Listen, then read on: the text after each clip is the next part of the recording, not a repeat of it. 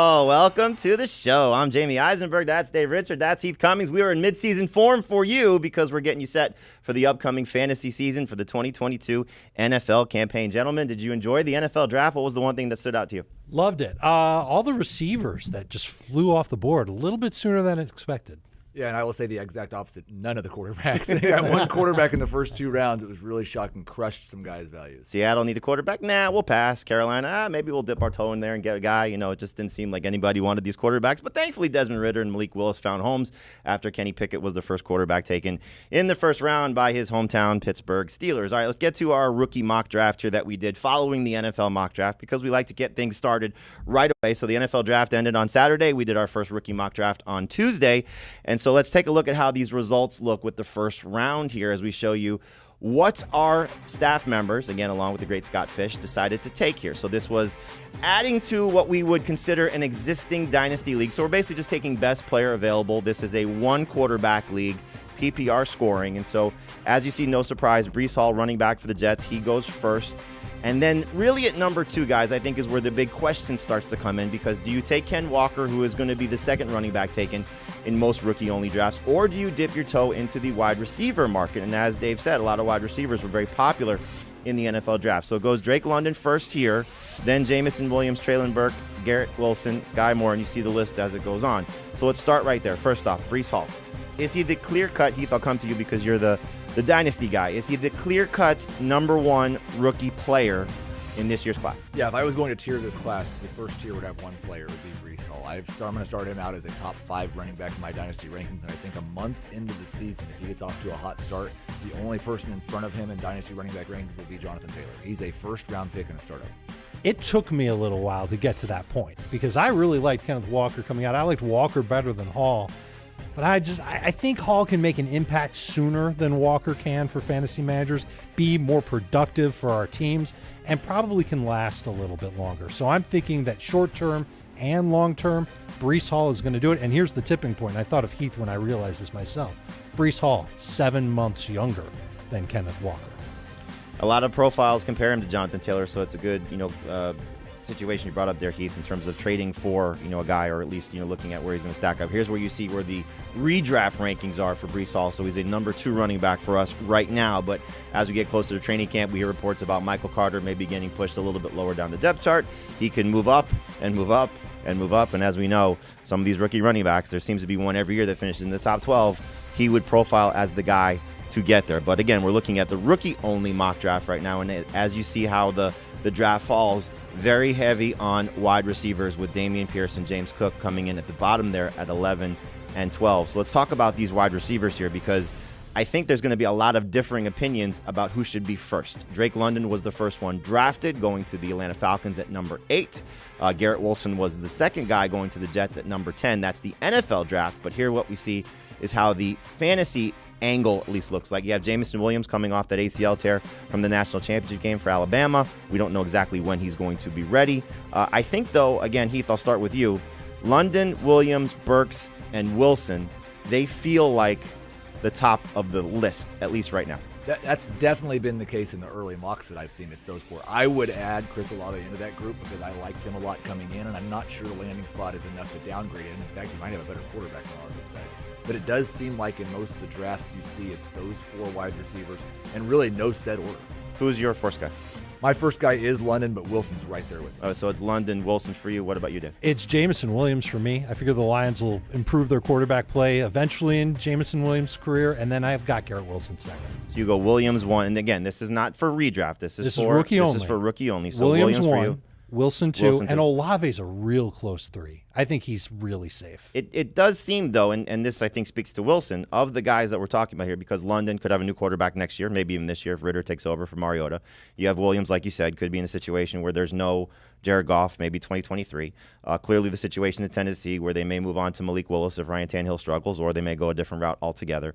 Why not Sky Moore? because we know he's tied to what should be the best quarterback for him or Josh Allen for the next 5 or 6 years. Yeah, I think it's a couple of things. One, he probably has a few more hurdles to get over to be the number one wide receiver in his office. Two, we didn't think before the draft that he was quite the same talent level as the other wide receivers we're talking about who have more draft capital as first-round picks. I think you look at him and you can see the Tyreek Hill starts off a little bit rusty, turns into a super-duper star, and that might be him. But you can also see another second-round wide receiver the Chiefs took in Mecole Hardman, who was super fast and supposed to be the next great thing with Patrick Mahomes. And he's still there. For me, it is Drake London first. I do think, we tend to overlook sometimes the way NFL teams value these players. And the Falcons had their chance to take anybody they wanted, and they took Drake London. So we'll see if he ends up staying as the number one wide receiver. But the choice, though, number 2, is it London for you, or is it Walker? I think between London and Walker, it's close enough to look at your roster and see what do you need. The next really 5 players are pretty close for me, but it's a coin flip. I have Walker second in my ranking. I think it also matters when you pick again in your rookie mock draft. If you have a later first-round pick, you should find a receiver that you'll be comfortable with there. If you're picking into round 2, that might be the time to take a running back, so you might pick a receiver first. But Heath's right. It really comes down to what you need. Yeah, and I think also, you kind of touched on this, Dave. It's not just when you pick later in round 1, because a lot of people only have the first pick, only one pick in the first round. You're picking early in round 2, and that can end up being still a good wide receiver. Maybe not, somebody the level of a London or a Wilson, however you view it, but hard to pass on what Walker might be, and you kind of said this when comparing him to Breece Hall. A lot of people had these guys back to back. Some people had Kenneth Walker ahead. He could be pretty special if he ends up in as a starter in Seattle, and certainly if the Seahawks improve their quarterback situation. So there's the look at the how the draft went for us. But let's compare this to how it went for your rankings, Heath, or how you have it ranked so far. So you have Walker 2 ahead of the wide receivers, at least as of now. And again, I'm sure this is something that's a little bit in flux as well, because you're still digesting all the information, as we all are. So you go, as you said, London, Wilson, Olave, Burks, Williams, and then you have Cook a little bit higher, I think, than most people might. Let's start, though, with a couple guys that went a little bit lower in your rankings than went in the draft. So Sky Moore in our draft was the number 7 overall pick. You have him ranked as the number 11 wide receiver here. And then you have Pickens and Watson 10. We have Watson 10, Pickens 12. In our draft, it went Watson 9, Pickens 10. So any concern about Watson being the number 1 guy for Green Bay for maybe a short period of time with Aaron Rodgers? Is that something you factor in? I mean, my concern is that he's not the number 1 guy at all. I'm afraid Allen Lazard's going to be the number 1 guy. There have been some successful young wide receivers with Aaron Rodgers, but they're few and far between. He has a lot of work to do to earn Rodgers' trust. And my concern is he faced a pretty low level of competition. If it takes him a year to figure things out, I've got a feeling Aaron Rodgers is going to have a new number 1 wide receiver before he does. So I think his upside is right up there with the second tier of wide receivers. His floor scares me quite a bit. And that's why you'll see him in the back half of round 1 in rookie-only drafts. You'll see him closer to the double-digit rounds in 2022 redrafts, but we really just don't know. He dominated at the FCS level, and he looked good at the Senior Bowl, and the guy's got talent. He definitely has juice. He's got long arms. It's just a matter of how quickly he can adapt to what the Packers are doing. And the sooner he can, the sooner he'll take off for fantasy. You just really have to wait till August to find out. And we know that Rodgers, they've had a lot of success with second-round wide receivers, in Packers history. Greg Jennings, Devontae Adams, Randall Cobb, they've turned these guys over, but as rookies, they've definitely struggled. So it could Jordy Nelson, another one. So it could take some time before Christian Watson becomes that level of superstar if he gets there. And Aaron Rodgers may decide after this year, hey, I might decide to hang it up and may not. Not after that contract he got. Well, I mean, Jeopardy pays him. I'm sure he'll go there. Sky Moore, again, stepping into Patrick Mahomes. Dave, just looking at the opportunity to get maybe the guy for Patrick Mahomes, because Juju's on a 1-year deal. We know Mecole Hardman hasn't played out to the level that they wanted, another second-round wide receiver.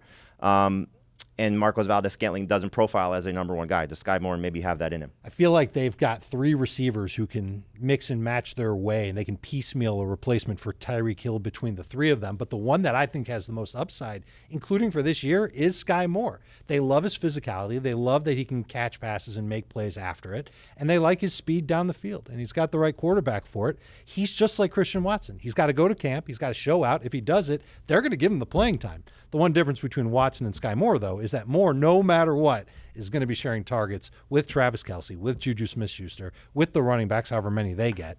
whereas Christian Watson could, if he's great in camp, could be the number one target getter in Green Bay. A couple of guys you have, Heath, ahead of Sky Moore, James Cook, the running back that went to Buffalo out of Georgia, and Jahan Dotson, the receiver who went to Washington. Talk about James Cook, because we heard, the Bills come out and say he's a sub back, which means they're not going to necessarily use him as a lead running back, and we know they have Devin Singletary, and who knows what happens if Singletary gets hurt.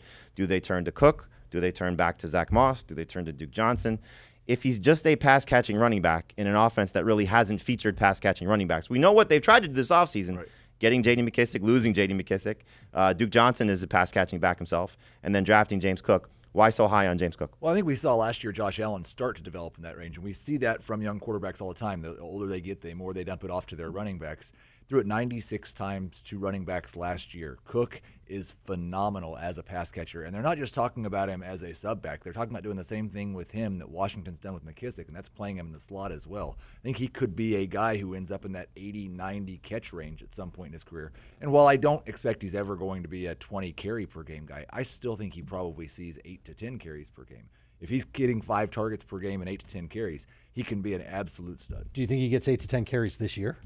With him and Devin Singletary, I absolutely think it's possible. I feel like that part is a little bit high, but everything else that he said, I'm dead on in agreement with. I think part of his ceiling is Alvin Kamara, and everybody would love to get the next Alvin Kamara in fantasy. The floor is J.D. McKissick, but I think he could be J.D. McKissick for several years. That's the risk you're going to take when you take James Cook in the back half of round 1 in rookie drafts. Sure, but J.D. McKissick has been a flex for fantasy managers, and so as we know, once you get past these receivers, we're talking about need. You may be able to think you can get a wide receiver in round 2, and that kind of could happen here as we transition now to our second round, which will bring on Jahan Dotson, another guy that you have ranked relatively high in the first round, but went in the second round of our rookie-only mock here, went with the second pick, I believe, to our esteemed producer, Jack Capitordo, taking him number 2 overall in round 2, so 2.2. Alec Pierce, a guy that we all are fond of. I know I certainly am. Isaiah Spiller, we thought had some high expectations going into the NFL draft, maybe not so much out of it. Tyler Algier goes to the Falcons. They release Mike Davis, so good opportunity for him. Rashad White could be the backup to Leonard Fournette. Lots of upside with these guys, but certainly you see some of the downside as well. So, Heath, I'll give you the first word because I know Jahan Dotson, somebody that you are very fond of, is certainly going in the second round. I don't think you're just kissing up to Jack. So what do you like about Jahan Dotson, and why is he a first-round talent for you? I think you asked me my favorite pick in each round, and it was just Jack's. So Jack did a fantastic job. I don't know whose rankings he was using to make draft this team, but he did a fantastic job. No, I just think Dotson, it's easy to look at the situation in Washington and think, oh, it's a terrible situation, we're going to downgrade him a lot. But he was viewed right there, if not above Sky Moore, Christian Watson, and he got the first-round draft capital, and we have no idea how much longer Terry McLaurin's going to be there. We've heard some of the same rumors we heard about him that we heard about A.J. Brown, we've heard about DK Metcalf. So I do think there's an opportunity in year 2 for Dotson to be the number 1 in Washington, and he might push McLaurin this year. He has more draft capital than McLaurin did. Yep, but it's a good situation, but could be a bad quarterback, and if McLaurin does stick around, they haven't exactly found a second guy since McLaurin has been there to produce at a high level. You see where Dotson is ranked for redraft leagues. Dave, your favorite guy from the round 2 selection was? Well, it's Tyler Algier, and I really like what I heard from Arthur Smith after the draft, saying that he could be the first and second down running back for the Falcons as soon as week 1. I think that's almost the expectation at this point, is that they give this big lug the opportunity to be their running downs back. And Smith even said, even if he can't do first and second down, maybe he can do fourth down. And that means short yardage goal line, kind of a bully back in Atlanta. So he's got all kinds of upside, and I wonder if Arthur Smith sees Algier as the next Derrick Henry. I don't think he's as good as Derrick Henry, but a physical back that can wear down defenses. I'd like if his offensive line was a little bit better, but he's somebody who I bet creeps into the late first round in rookie-only drafts moving forward. And just one more thing, looking at this graphic right here, to me, there is a massive difference between the names on the left side and the names on the right side. Sure.